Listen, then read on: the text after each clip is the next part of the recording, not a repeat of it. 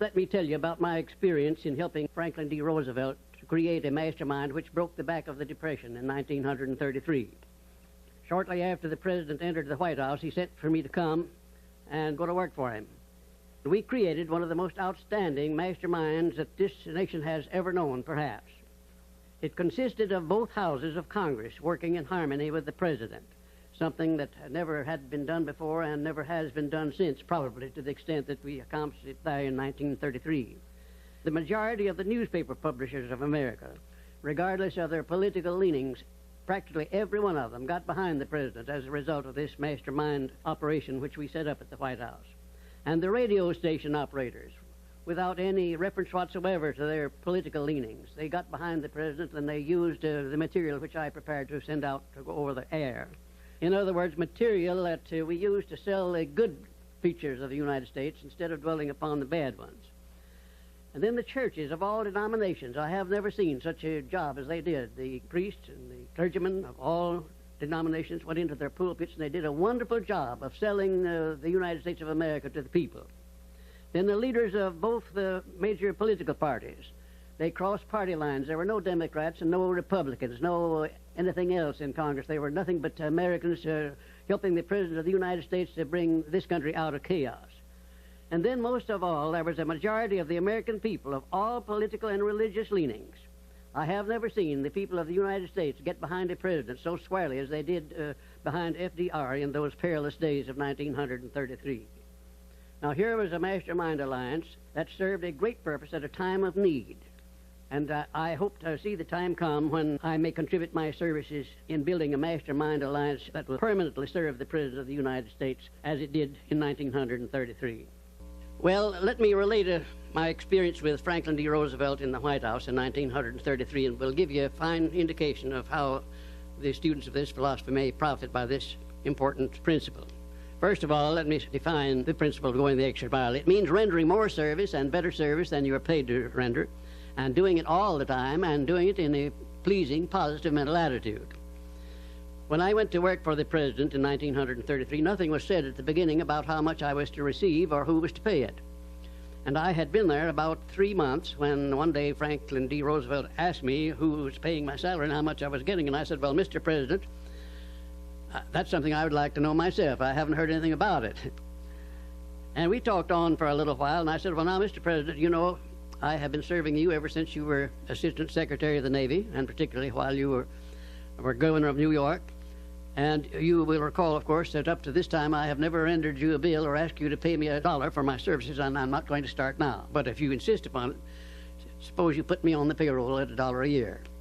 And that's exactly what he did. Well, I took my typewriter down to the White House, and when I wasn't actually serving the President or some member of his staff or cabinet, I started writing books. I wrote 6 books that first year, among them Think and Grow Rich, the book that has made me popular all over the world, you might say. I had no intention of publishing that book when I was writing it. I was writing it to myself to keep my mind positive in those days of chaos. Well, some 3 years after I left the service of the President, I got out these manuscripts and read them, and I made up my mind that the only one worth publishing was Think and Grow Rich. And when I took it to my publisher, he said, well, what is in this book that leads you to believe it would sell? I said, you will have to read it to find out.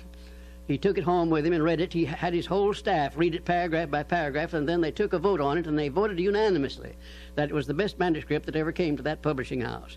They printed it, put it to work, and it's been selling as a bestseller all over the world up to this time.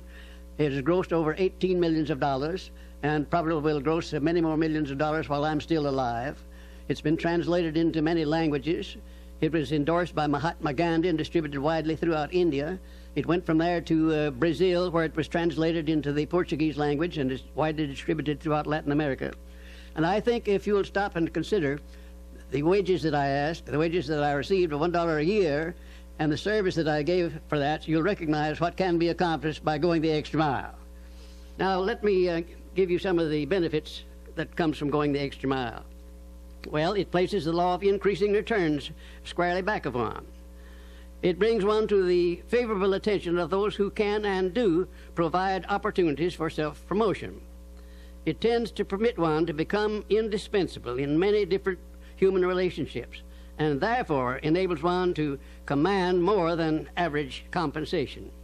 It leads to a mental growth and physical perfection in various forms of service, thereby developing greater ability and skill in one's chosen vocation. It protects one against the loss of employment and places one in a position to choose his own job and working conditions. It enables one to profit by the law of contrast, because the majority of people do not practice the habit of going the extra mile. As a matter of fact, the majority of people don't even go the first mile. And it leads to the development of a positive, pleasing personal attitude, which is among the more important traits of a pleasing personality. And it tends to develop a keen, alert imagination, as it is a habit which keeps one continuously seeking new and more efficient ways of rendering service. It definitely serves to develop self-reliance. It serves also to build the confidence of others in one's integrity.